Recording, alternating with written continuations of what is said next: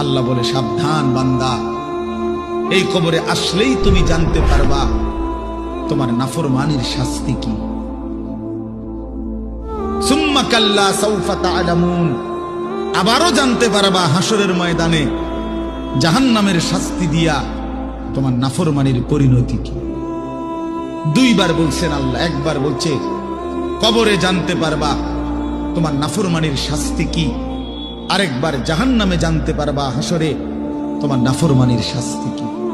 সামান্য কয়টা বুট বেচতে বেচতে বেচারা এক ওয়াক্ত নামাজ পড়ে না, কদ্দুর চা বেচে, দুইটা বন বেচে, বেচারা এক ওয়াক্ত নামাজ পড়ে না। একটা অটো চালায়, নামাজ পড়ে না। একটা সিএনজি চালায়, নামাজ পড়ে না। 12,000 14,000 টাকার একটা বেতন, এই কদ্দুর চাকরি করে, এইটুকুর জন্য একটা নামাজ, একটা সেজদা দেয় না।